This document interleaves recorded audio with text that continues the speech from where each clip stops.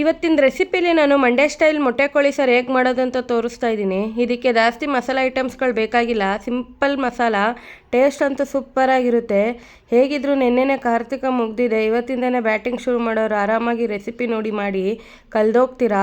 ಬಿಸಿ ಬಿಸಿ ರಾಗಿ ಮುದ್ದೆಗೆ ಈ ಮೊಟ್ಟೆ ಕೋಳಿ ಸಾರು ಮಾಡ್ಕೊಂಡು ತಿಂತಾಯಿದ್ರೆ ಅದ್ರ ಟೇಸ್ಟೇ ಬೇರೆ. ಮತ್ತು ಇನ್ನೇನು ತಡ, ಇದನ್ನು ಹೇಗೆ ಮಾಡೋದು ಅಂತ ನೋಡೋಣವಾ? ನೋಡೋಕ್ಕೆ ಮುಂಚೆ welcome to our YouTube channel Diya Disha logs.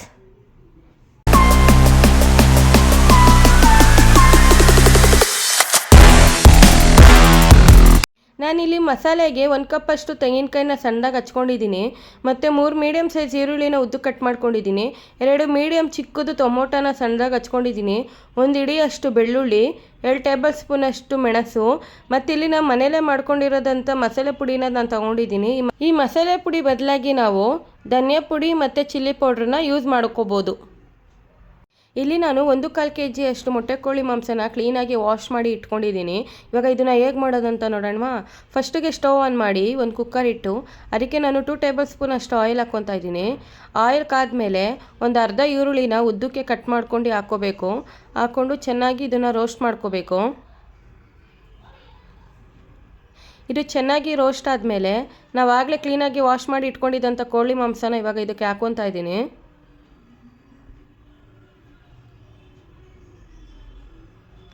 ಹಾಕ್ಕೊಂಡು ಕ್ಲೀನಾಗಿ ಇದನ್ನು ಬಾಡಿಸ್ಕೋಬೇಕು. ಇಲ್ಲಿ ನಾನು ಮೊಟ್ಟೆ ಮತ್ತು ಮೊಟ್ಟೆ ಚೀಲನ ಇವಾಗಲೇ ಹಾಕ್ಕೊಂಡಿಲ್ಲ. ಇವಾಗ ಇದನ್ನು ಮಿಕ್ಸ್ ಮಾಡೋ ಟೈಮಲ್ಲಿ ಅದು ಒಡೆದೋಗ್ಬಿಡುತ್ತೆ, ಅದಕ್ಕೆ ಇದನ್ನು ಸಪ್ರೇಟಾಗಿ ಇಟ್ಕೊಂಡಿದ್ದೀನಿ.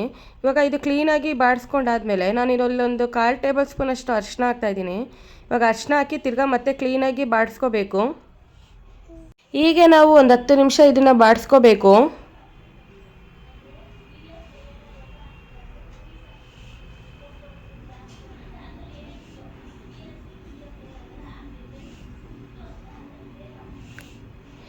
ಇದು ಬಾಡಿಸ್ಕೊಂಡಾದ್ಮೇಲೆ ನೋಡಿ, ಇದು ಒಂದು ಲೈಟಾಗಿ ನೀರು ಬಿಡ್ಕೊಳ್ಳೋಕೆ ಸ್ಟಾರ್ಟ್ ಆಗಿದೆ.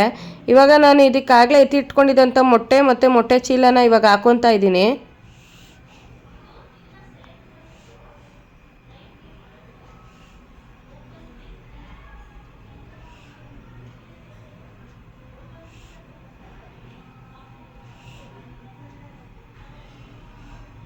ಈಗ ಲೈಟಾಗಿ ಮಿಕ್ಸ್ ಮಾಡಿಕೊಂಡು ನಾನು ಇವಾಗ 2 ಚೊಂಬಷ್ಟು ನೀರು ಹಾಕ್ಕೊತಾ ಇದ್ದೀನಿ.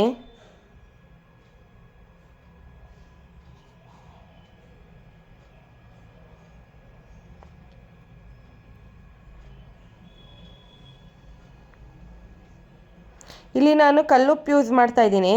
ನಾನಿಲ್ಲಿ 1-2 ಟೇಬಲ್ ಸ್ಪೂನ್ ಅಷ್ಟು ಹಾಕ್ಕೊಂಡಿದ್ದೀನಿ. ನೀವು ರುಚಿಗೆ ತಕ್ಕಷ್ಟು ಎಷ್ಟು ಬೇಕೋ ಅಷ್ಟು ನೋಡ್ಕೊಂಡು ಹಾಕ್ಕೊಳ್ಳಿ. ಇವಾಗ ಇದನ್ನು ಕ್ಲೋಸ್ ಮಾಡಿ 4 ವಿಸಿಲ್ ಬರೋವರೆಗೂ ಬಿಡಬೇಕು. ಅದು ಸ್ಟವ್ ಸ್ಲೋ ಫ್ಲೇಮಲ್ಲಿ ಇಟ್ಕೋಬೇಕು.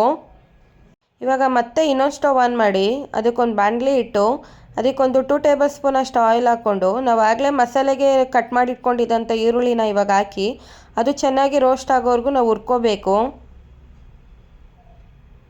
ನಾವು ಈ ಥರ ಈರುಳ್ಳಿನ ಹುರಿದು ಮಸಾಲೆ ರುಬ್ಕೊಳ್ಳೋದ್ರಿಂದ ಟೇಸ್ಟು ಸೂಪರಾಗಿರುತ್ತೆ.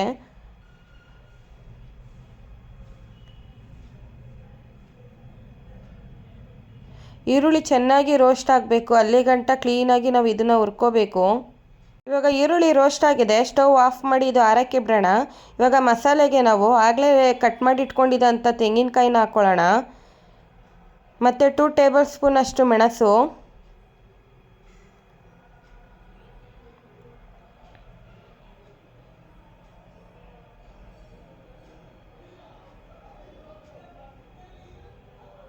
ಒಂದು ಇಡಿಯಷ್ಟು ಬೆಳ್ಳುಳ್ಳಿ, ಮತ್ತು 2 ಸಣ್ಣದಾಗಿ ಹಚ್ಕೊಂಡಿದ್ದಂಥ ಟೊಮೊಟೊನ ಹಾಕಿ ನಾವು ಆಗಲೇ ಹುರಿದಿಟ್ಕೊಂಡಿದ್ದಂಥ ಈರುಳ್ಳಿನ ಹಾಕಿ ಇದನ್ನು ರುಬ್ಕೋಬೇಕು. ಒಂದು ಅರ್ಧ ರುಬ್ಕೊಂಡಾದಮೇಲೆ ಇಲ್ಲಿ ನಾನು ಮನೆಯಲ್ಲೇ ಮಾಡ್ಕೊಂಡಿದ್ದಂಥ ಮಸಾಲ ಪುಡಿನ ಹಾಕ್ಕೊತಾ ಇದ್ದೀನಿ. ಈ ಮಸಾಲ ಪುಡಿ ಬದಲಾಗಿ ನಾವು ಧನಿಯಾ ಪುಡಿ ಮತ್ತು ಚಿಲ್ಲಿ ಪೌಡ್ರನ್ನ ಹಾಕ್ಕೋಬೋದು. ಇವಾಗ ಇದನ್ನು ಹಾಕ್ಕೊಂಡು ಕ್ಲೀನಾಗಿ ಸ್ಮೂತಾಗಿ ನಾವು ಇದನ್ನು ರುಬ್ಕೋಬೇಕು. ನೋಡಿ, ಈ ಥರ ರುಬ್ಕೊಂಡ್ರೆ ಸಾಕು. ಇವಾಗ ಇದನ್ನು ಎತ್ತಿಟ್ಟು ಕುಕ್ಕರ್ ವಿಸಿಲ್ ಬರೋವರೆಗೂ ವೆಯ್ಟ್ ಮಾಡಬೇಕು.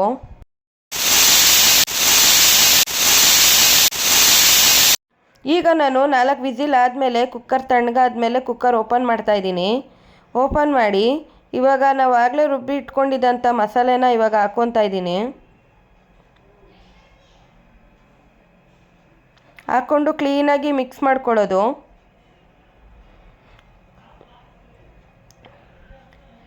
ಮಿಕ್ಸ್ ಮಾಡಿಕೊಂಡು ನಿಮ್ಗೇನಾರ ಮಸಾಲೆ ನಿಮಗೆ ಇದು ಗಟ್ಟಿ ಆಯಿತು ಅಂತಂದರೆ ಸ್ವಲ್ಪ ನೀರು ಹಾಕ್ಕೊಳ್ಳೋದು.